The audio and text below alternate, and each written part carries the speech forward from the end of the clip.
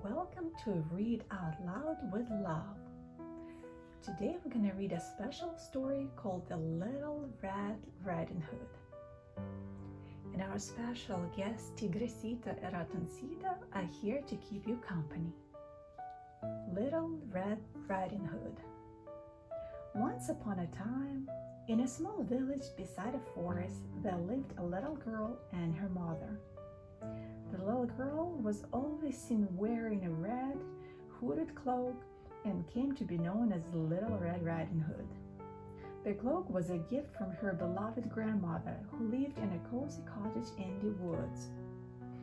One day, Little Red Riding Hood's mother asked her to do a very special task. Grandmother had recently fallen ill, and it was up to Little Red Riding Hood to bring her a basket of food her mother had prepared. "Whatever you do, don't stray from the path," warned her mother, "and no matter what happens, don't talk to strangers along the way." Little Red Riding Hood took the basket and merrily skipped off through the woods. It was a beautiful day, and she wasn't worried one bit. A wolf spotted Little Red Riding Hood. He thought she looked quite tasty, but didn't dare pounce on her as there were woodcutters nearby. "Where are you off to in such a hurry, little girl?" asked the prying wolf. Little Red Riding Hood peered at the wolf. "He seems harmless enough," she thought. "I'm bringing this basket of food to my sick grandmother. She lives all alone in a cozy cottage in the woods," she replied. The wolf seized his opportunity. "I know just the cottage," he replied. "I also know a shortcut that you can take. Just follow the path over there." Little Red Riding Hood thought that was certainly a helpful tip. "How kind of you, Mr. Wolf," said Little Red Riding Hood. "Thanks for your help." Off she skipped down the other path. A Little Red Riding Hood continued along her way. Some beautiful wildflowers caught her eye. "I have plenty of time," she thought, as she stopped to pick a few. "A sweet-smelling bouquet will be just the thing to cheer up Grandma." Meanwhile, the wolf ran through the forest straight to Grandma's cozy cottage. He knew that it would be some time before Little Red Riding Hood arrived. When the wolf arrived at the cottage, he knocked 3 times on the door and said in the sweetest voice he could muster, "It's me, Grandma. I brought you a basket of food. Can you please let me in?" "Just lift the latch to let yourself in," replied Grandma, too weak to get up. The wolf entered the cottage to a very startled Grandma. He sprang onto Grandma's bed and swallowed her up whole. Next, the wolf put on Grandma's pajamas to disguise himself. Then he climbed into Grandma's bed and pulled the blanket up to his chin to wait for Little Red Riding Hood. Little Red Riding Hood finally arrived at Grandma's cottage and was surprised to see that the front door was wide open. "That's not like Grandma," she thought, but she entered the cottage all the same.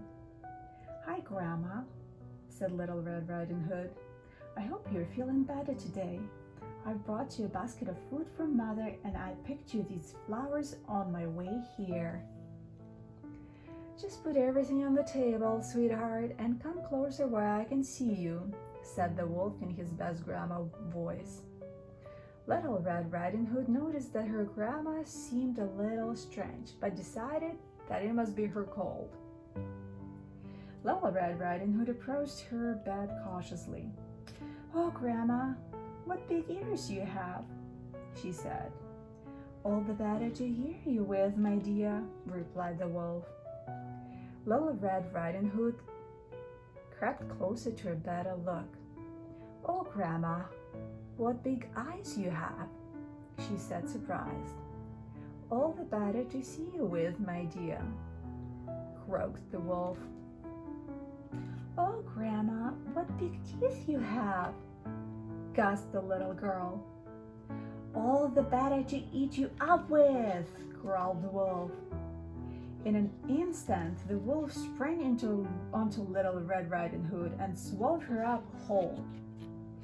Feeling extremely full after 2 very satisfying meals, the wolf fell sound asleep. A woodcutter passing by the cottage heard very loud snoring coming from Grandma's window. That's funny, he thought. He decided to check to see that everything was all right.